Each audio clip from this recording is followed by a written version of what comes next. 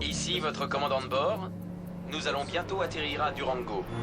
Au-dessus des montagnes rocheuses, un vol régional file vers sa perte.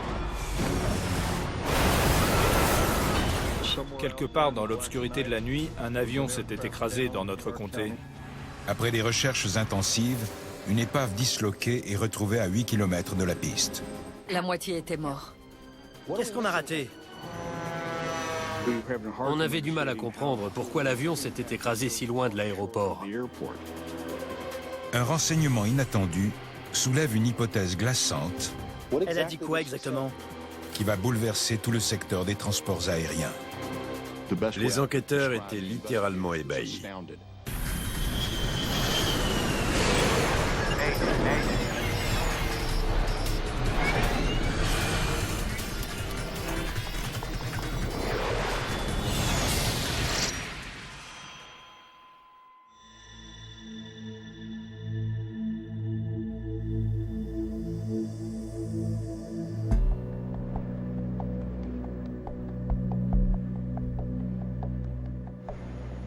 Un soir glacial d'hiver à l'aéroport Stapleton de Denver, dans le Colorado, le commandant de bord Steven Silver et l'officier pilote de ligne Ralph Harvey s'apprêtent à décoller. Tout le monde est assis? Oui, tout le monde est là. Et dehors, c'est bon? Rien à signaler. Le vol Trans-Colorado de 1286 doit effectuer un vol court jusqu'à l'aéroport de Durango-La Plata, dans le sud du Colorado. Une fois à Durango, j'aimerais redécoller le plus vite possible. Pas de problème. On n'aura pas à ravitailler. Pour l'équipage, c'est le 4e vol de la journée, et le mauvais temps a retardé le décollage de 40 minutes. On va tâcher de rattraper le temps perdu. Ça marche. On a l'impression d'être toujours en retard. C'est une course permanente contre la montre, parce que les passagers ont des correspondances à prendre et ils veulent être à l'heure, tout comme on le voudrait si on était à leur place. Ce soir, 15 passagers sont assis dans la cabine de l'avion régional à turbopropulseur, dont Susie Welch. Mon frère, qui vivait en Californie, était malade. Je rentrais chez moi, après être allé le voir. Et j'avais raté ma correspondance. Initialement, je n'étais donc pas censé prendre cet avion. Trans-Colorado 2286, autorisé décollage. Trans-Colorado est une petite compagnie régionale qui exploite des vols pour Continental Airlines. Autorisé décollage 2286, merci. Le commandant Silver est aux commandes. Il aimait voler, il avait ça dans le sang, ça se voyait. Brad Howard a volé avec le commandant Silver à la fin des années 80. Steve était un pilote joyeux, jovial et énergique. J'aimais bien voler avec lui. Je te laisse les commandes, d'accord? D'accord. L'officier pilote de ligne Harvey va prendre les commandes pour ce vol. Le commandant Silver se chargera des communications radio. Puissance de décollage. Les pilotes s'échangent fréquemment les tâches. Ça permet de limiter la fatigue. Ce n'est pas tout le temps le même qui fait tout le travail. Et ça permet également aux copilotes, qui deviendront commandants de bord, d'acquérir de l'expérience. 100 nœuds. Le commandant de bord surveille la vitesse air pendant le décollage. V1. Et rotation.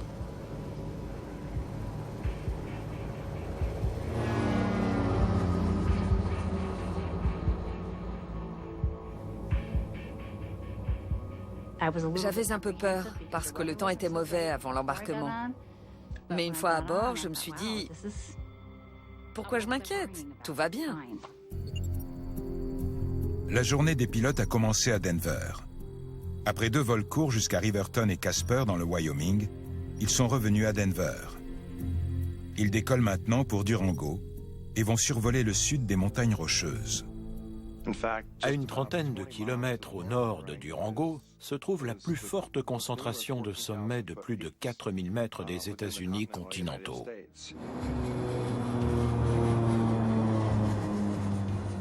Denver, Trans-Colorado 2286. Je voudrais le bulletin météo pour Durango et Cortez. Voici le dernier bulletin. Plafond indéfini. Visibilité réduite. Légère chute de neige et brouillard. Givrage modéré prévu sous les 18 000 pieds. Merci. Les montagnes s'obscurcissent très vite quand un front arrive. Et la visibilité chute. Rien d'insurmontable.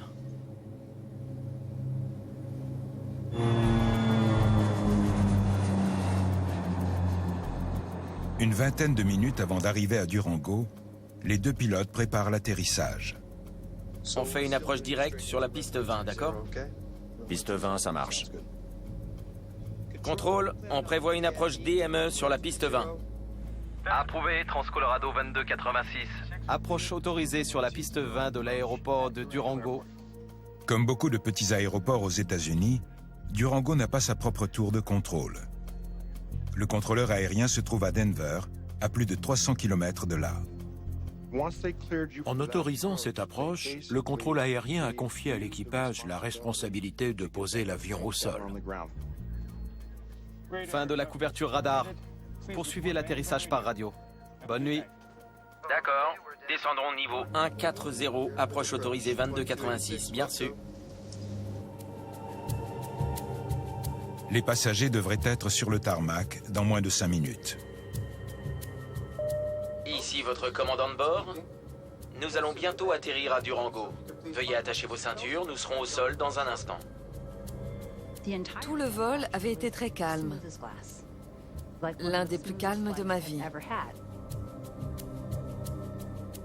On n'avait aucune raison de s'inquiéter. Il n'y avait rien d'inhabituel. Puissance réglée. Volet à 1/4. Volet à 1/4. Les pilotes travaillent vite pour préparer l'atterrissage. Train sur sortie. Train sur sortie. 3 vertes. Ils savent qu'ils doivent perdre beaucoup d'altitude et de vitesse R, et que cela nécessite d'utiliser correctement différents dispositifs pour augmenter la traînée et aider l'avion à ralentir.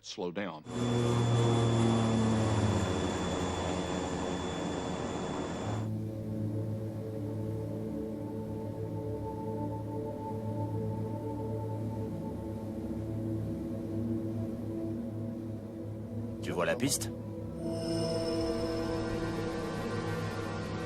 Il y a un problème. Les pilotes ne voient pas la piste. Oh non, on est trop bas. Redresse! Non, tiens bon!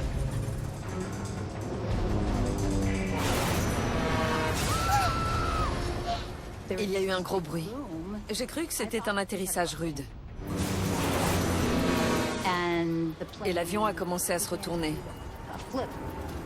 C'est là que je me suis dit, ça y est, on s'écrase. Aidez-moi, pitié!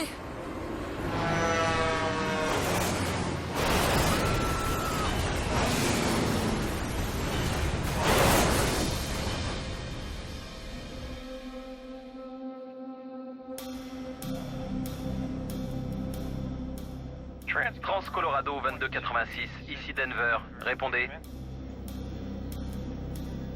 Le vol pour Durango est maintenant en retard.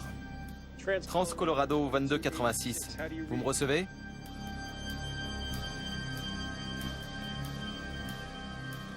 Transcolorado 2286. Est-ce que vous me recevez? Denver et l'aéroport du comté de La Plata ont tenté de joindre l'avion par radio. Transcolorado 2286. Répondez, s'il vous plaît. Le vol avait du retard. Quelque part dans l'obscurité de la nuit, un avion s'était écrasé dans notre comté. Transcolorado 2286. Répondez, s'il vous plaît.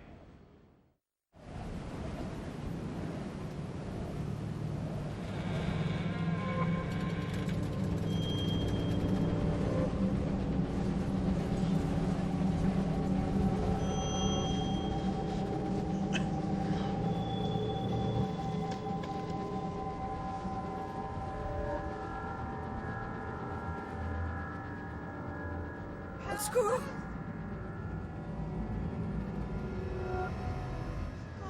Il faisait sombre et très froid. En regardant autour de moi, j'ai vu qu'on pouvait être n'importe où. S'il vous plaît, il y a quelqu'un? Je me suis dit, je suis là, au secours, aidez-moi. Susie Welch comprend qu'elle n'a que des blessures légères. Mais à l'évidence, d'autres survivants du crash souffrent atrocement. Il faut qu'on sorte.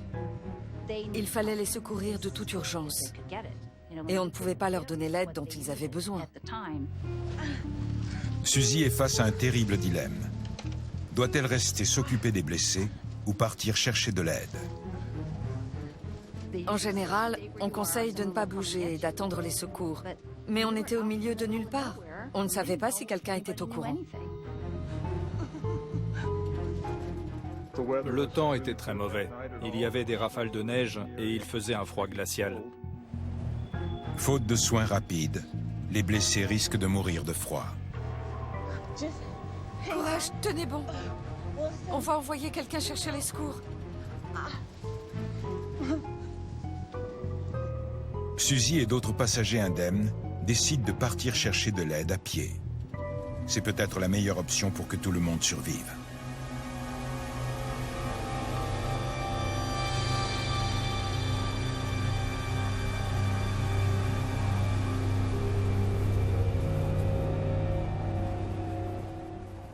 Je pensais à ma famille. Ils ne savent pas où on est. Ils ne savent même pas si je suis toujours en vie.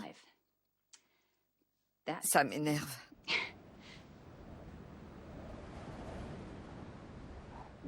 Il y avait plus d'1 mètre de neige. Ça a beaucoup gêné nos opérations de sauvetage. Après plus d'1 heure, la chance sourit aux survivants. Ils atteignent une route.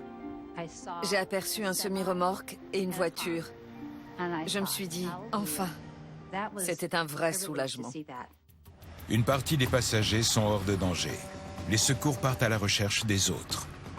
On a envoyé des sauveteurs et du matériel vers cette portion de la route 160, à une dizaine de kilomètres à l'est de Durango.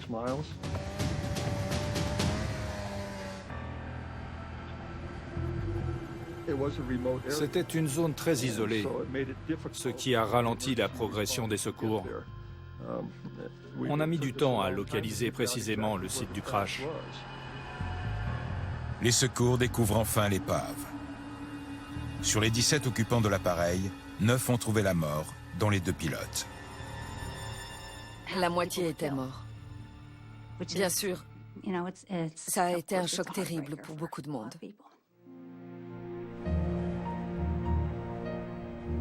Le lendemain matin, la lumière du jour révèle l'ampleur du désastre.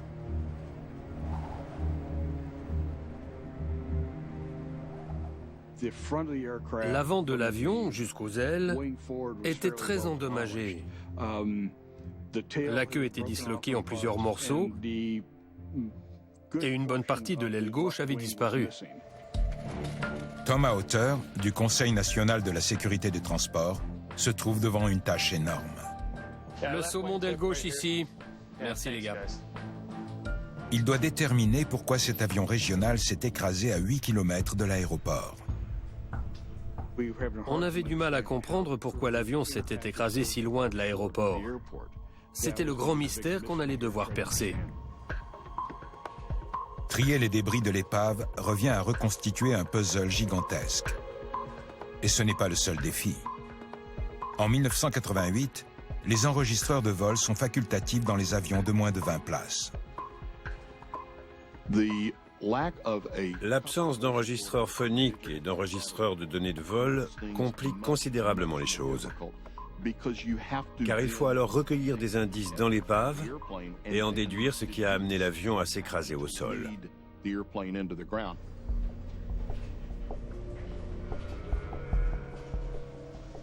Merci.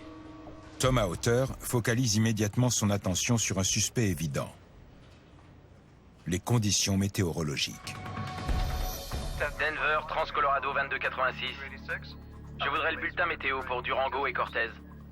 Trans-Colorado 2286. Voici le dernier bulletin. Plafond indéfini, visibilité réduite, légère chute de neige et brouillard.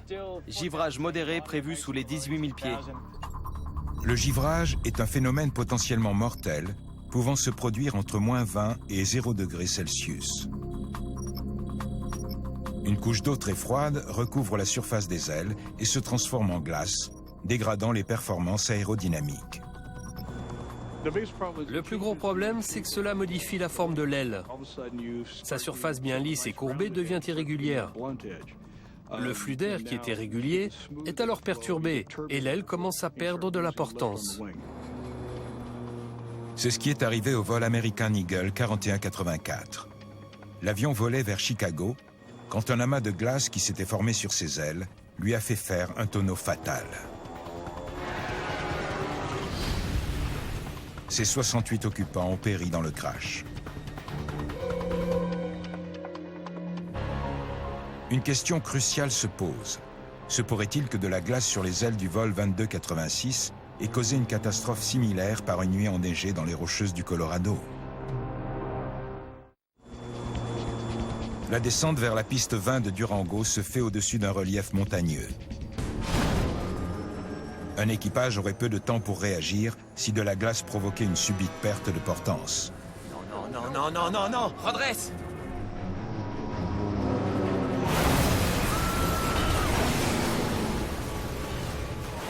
Les ailes de l'avion ont-elles givré?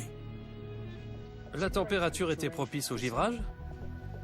Tom Hauter consulte les bulletins météo de l'aéroport de Durango. Normalement, le givrage pose problème quand de l'eau très froide se dépose sur les ailes et gèle dessus. Il faut qu'il y ait de la pluie ou du crachin. Le temps était couvert et nuageux, mais la température était de -31 degrés Celsius. C'est une fausse piste. La température était bien trop basse pour que du givre se forme. Il faisait si froid que les ailes n'ont pas pu se couvrir d'eau. Il n'y avait que de la neige. La piste du givrage a été vite écartée. L'emplacement du site du crash, à 8 km de la piste, soulève une autre possibilité.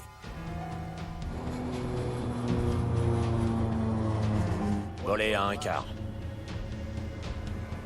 Pendant l'approche, les pilotes doivent déployer les volets et sortir le train d'atterrissage. Train sur sortie. 3 vertes.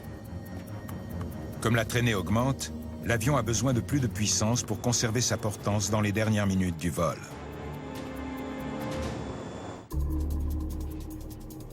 Les enquêteurs se demandent si une perte subite de puissance moteur pourrait être la cause du crash. Les moteurs tournaient-ils lors de l'impact? Avait-il un problème avant l'impact? On a commencé à tout regarder en détail. Ils vérifient la position des manettes de gaz. Le régime moteur était sur haut. C'est la bonne position. Les pilotes avaient apparemment choisi le bon réglage. Puissance réglée. Les moteurs eux-mêmes auraient-ils rencontré une quelconque défaillance? Un enquêteur aguerri peut évaluer la performance des moteurs en examinant les hélices et la déformation qu'elles ont subie lors du crash. Les pales étaient en position de produire une poussée. Vu leur aspect, elles tournaient lors de l'impact. Sinon, elles auraient été pliées vers l'arrière. On voyait qu'elles avaient labouré le sol et les arbres et qu'elles s'étaient pliées vers l'avant pendant le crash. Elles tournaient à plein régime. Pas de panne moteur. Sans boîte noire, il est difficile de savoir dans quelle direction chercher. Les enquêteurs aériens procèdent par élimination. On élimine les facteurs qui n'ont pas pu contribuer à la catastrophe et en fin de compte, il n'en reste plus que 3, 4 ou 5 qui y ont contribué.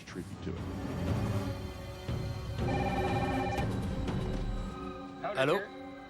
Un appel met les enquêteurs sur une nouvelle piste inattendue. Un des survivants a fait une déclaration alarmante. Vraiment? Bonjour. Bienvenue à bord. Rangée de gauche. Bonsoir. Ça va? Votre place est là-bas, au fond. Une passagère a cru remarquer que le copilote sentait l'alcool. C'est lui qui a accueilli les passagers lors de l'embarquement. Il était très courtois, mais ça a troublé la jeune femme.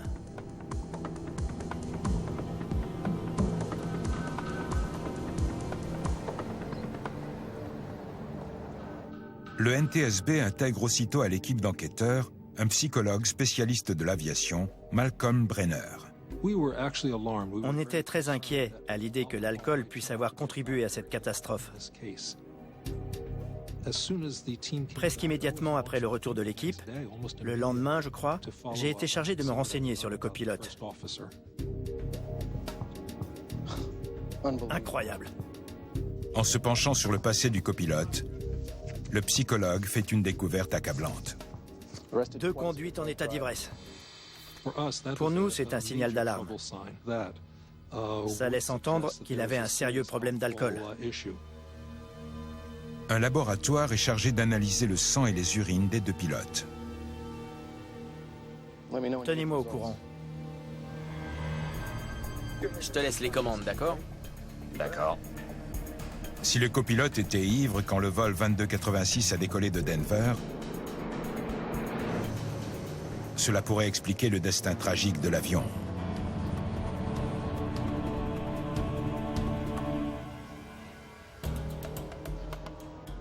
Alors, voici la route de Denver à Durango. C'est ici qu'ils se sont écrasés. En attendant les résultats des analyses, les enquêteurs examinent d'autres indices. Ils espèrent que les conversations des contrôleurs et les données du transpondeur leur donneront une idée plus précise de ce qui s'est passé dans le cockpit. Trans-Colorado 2286, montez et maintenez niveau 230. Montons et maintenons niveau 230. Pendant la majeure partie du vol, il n'y a pas de problème. Il n'y a eu ni Mayday, ni appel, ni alarme. Rien. Trans-Colorado 2286, passez Durango à 1000. Descendez niveau 140 ou plus haut. Autorisé approche piste 20. Ils sont ici. Descendons niveau 140, approche autorisée 2286, bien reçu. Mais alors que l'avion approche de Durango,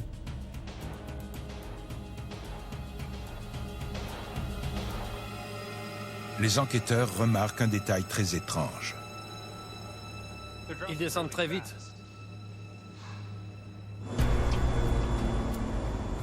D'habitude, les avions descendent lentement, au rythme régulier d'environ 1000 pieds par minute. Le vol 2286 descend presque 3 fois plus vite. Pendant l'approche, le taux de descente était anormalement élevé. On s'est donc demandé ce qui s'était passé. Les effets de l'alcool ont-ils poussé le copilote à effectuer une descente imprudente? Pilotait-il l'appareil en état d'ébriété?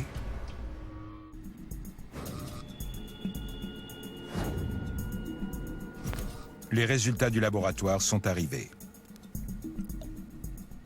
Des techniciens ont analysé le sang et l'urine des 2 pilotes. Malgré les soupçons soulevés par le témoignage d'une passagère, les résultats indiquent qu'il n'y avait pas d'alcool dans le sang du copilote. Il n'avait pas bu avant le crash. Bonjour. Cette passagère a dû se tromper. Elle a peut-être senti de l'eau de Cologne ou autre chose. Mais heureusement, l'équipage n'avait pas bu. J'ai été soulagé de constater que le copilote avait surmonté ce problème et qu'il se comportait apparemment de façon exemplaire. Ce qui s'est passé dans les dernières minutes du vol 2286 reste un mystère. Descendons niveau 140, approche autorisée 2286, bien reçu. Les enquêteurs s'interrogent maintenant sur les instructions que la tour de contrôle a données aux pilotes.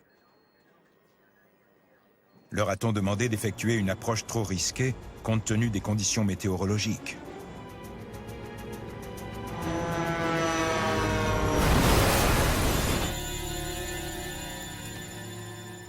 L'enregistrement des conversations de la tour dissipe vite le doute. Trans-Colorado 2286, pour votre approche sur Durango, vous préférez l'ILS ou une approche sur la piste 20 suffira? L'enregistrement révèle que le contrôleur n'a pas dicté l'approche sur Durango. Il a proposé 2 options à l'équipage. La première consistait à suivre une trajectoire facile jusqu'à une piste équipée d'un système d'atterrissage aux instruments, ou ILS, qui guide les pilotes pendant la descente. La deuxième option était d'atterrir sur la piste 20 sans ILS. Les pilotes doivent alors descendre par paliers successifs pour éviter les montagnes au nord de Durango. Le contrôleur du trafic aérien a été exemplaire. Il a proposé à l'équipage 2 pistes et 2 procédures de vol aux instruments, et il a laissé le choix, comme il se doit, au commandant de bord. On prévoit d'atterrir sur la piste 20, merci. Pour une raison inconnue, le commandant a choisi l'approche la plus abrupte et la plus difficile. Il y a des montagnes ici, ici et là. Pourquoi se compliquer la tâche? Normalement, ce sont des pilotes très bien entraînés. Alors, quels facteurs sont entrés en ligne de compte?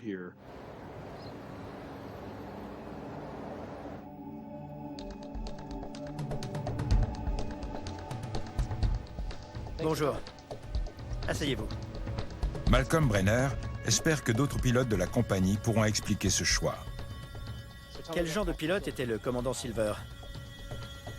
Tout le monde s'accorde à dire que Steven Silver était expérimenté. Mais il était connu pour sa tendance à précipiter les choses. Plusieurs témoins ont remarqué qu'il faisait tout pour rester dans les temps. C'était un homme qui poussait les choses jusqu'à la limite. C'était sa personnalité. Son dossier contient même une lettre louant sa capacité à atterrir et redécoller d'un aéroport en seulement 7 minutes. Une fois à Durango, j'aimerais redécoller le plus vite possible. Pas de problème. On n'aura pas à ravitailler. On va tâcher de rattraper le temps perdu.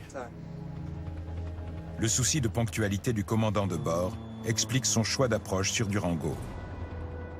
On fait une approche directe sur la piste 20, d'accord? Piste 20, ça marche. Contrôle, on prévoit une approche DME sur la piste 20. Autorisé approche piste 20. Des estimations montrent que l'approche directe sur la piste 20 fait gagner environ 10 minutes de vol. Il me semble évident qu'il a fait ce choix pour rattraper son retard et atterrir plus vite. Ici votre commandant de bord. Nous allons bientôt atterrir à Durango. Je crois que le commandant de bord considérait qu'il était de sa responsabilité de mener ses passagers à bon port, dans les délais prévus, et qu'il en faisait une affaire personnelle. Cela explique pourquoi le commandant Silver a choisi une approche si difficile par une nuit enneigée. Mais cela n'explique pas le crash. D'autres pilotes déclarent qu'il leur arrive souvent de suivre la même approche. Les pilotes professionnels font ce type d'approche très régulièrement. Je pense donc qu'ils étaient conscients de la difficulté de cette approche. Approche difficile. Mais plein de pilotes la font tout le temps. Pour comprendre à quel moment les choses ont mal tourné, les enquêteurs comparent la trajectoire que les pilotes sont censés suivre jusqu'à la piste 20 avec celle suivie par le vol 2286. Ils font une découverte stupéfiante. Regardez, ils descendent trop vite, même pour cette approche. La comparaison révèle qu'après avoir choisi une approche difficile exigeant une descente abrupte, les pilotes ont suivi une trajectoire encore plus raide. Et ici, ils sont enfin sur la bonne trajectoire de vol. Mais ils continuent à plonger. Comme s'ils ne connaissaient pas leur altitude. On ne sait pas vraiment ce qui s'est passé, faute de données enregistrées comme dans les avions modernes. Il est clair que l'équipage est descendu sous la pente d'approche normale. Mais on ne sait pas exactement pourquoi.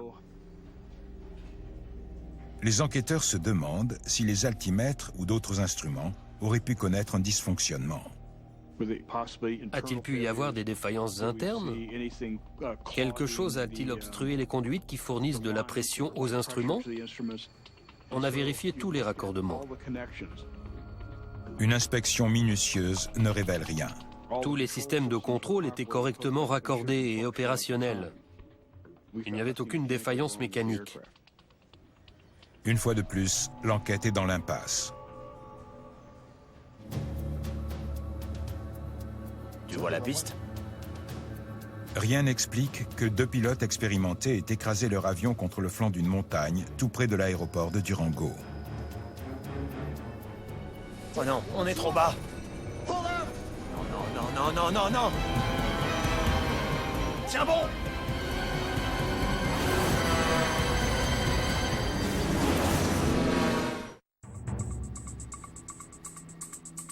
Les techniciens réalisent 2 analyses toxicologiques complémentaires sur les échantillons du sang du commandant de bord du vol 2286. L'affaire était si grave qu'ils voulaient s'assurer de ne commettre aucune erreur. Les résultats ne laissent pas de place au doute. Ils ont confirmé une consommation récente de cocaïne. Ils ne dormaient pas. Ils se droguaient à la cocaïne. Si, comme les indices le suggèrent, le commandant de bord avait fait la fête toute la nuit avant de venir travailler, il avait sans doute peu dormi. Il était en manque au moment de l'accident. Et beaucoup des symptômes du manque, comme les temps de réaction allongés et une sensation générale de mal-être, n'ont pas dû l'aider pendant ce type d'approche. Brenner comprend maintenant la succession d'erreurs, de négligences et de comportements criminels qui a conduit au crash.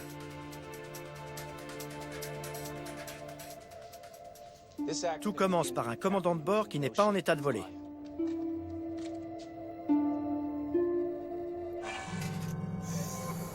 Après une longue nuit passée à se droguer,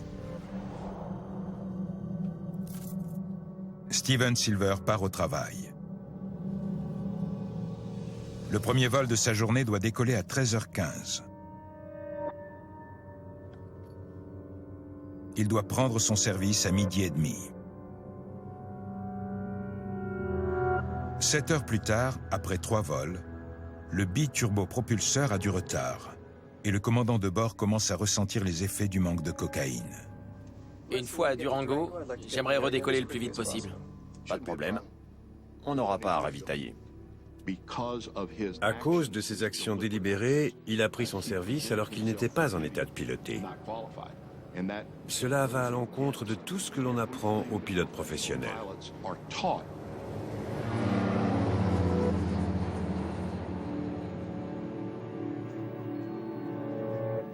Trans-Colorado 2286.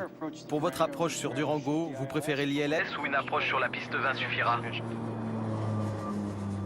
Contrôle, on prévoit une approche DME sur la piste 20.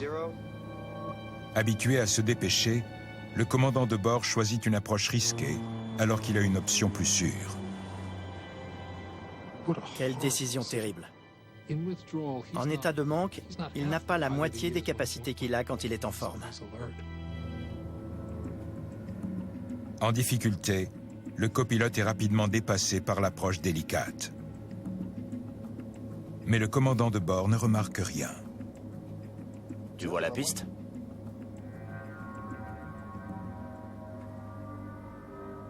Le fait que cet homme se soit laissé aller à finir dans cet état est une chose que j'ai beaucoup de mal à comprendre. Un des pilotes étant en difficulté aux commandes et l'autre luttant contre la fatigue, aucun des deux ne surveille l'altitude de l'avion. Oh non, on est trop bas. Redresse! Non, non, non, non, non.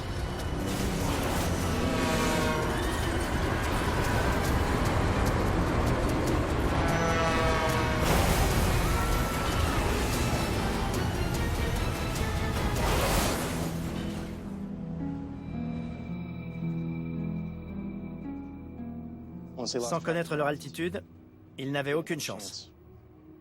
Le rapport final du NTSB désigne l'incompétence du copilote et la consommation de cocaïne du commandant de bord comme des facteurs ayant contribué au crash du vol Trans-Colorado. Les révélations sur la cocaïne font la une des médias. C'est sans doute la première fois qu'un pilote de ligne impliqué dans un crash est testé positif à la drogue.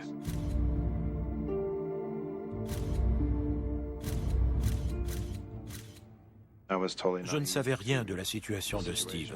Je suis tombé des nues. La FAA, l'administration fédérale de l'aviation, annonce, entre autres, des dépistages de drogue plus fréquents pour les pilotes.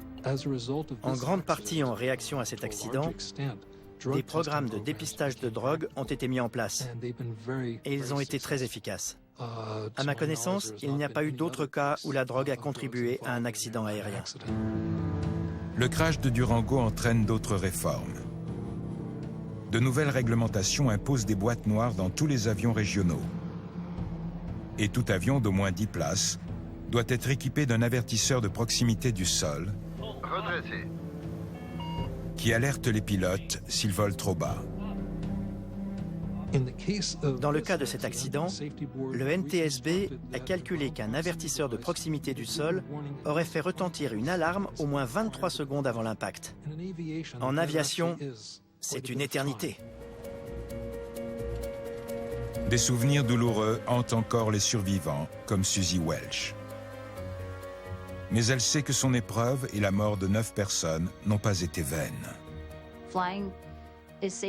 Voyager en avion n'a jamais été aussi sûr, parce qu'il y a eu ces changements.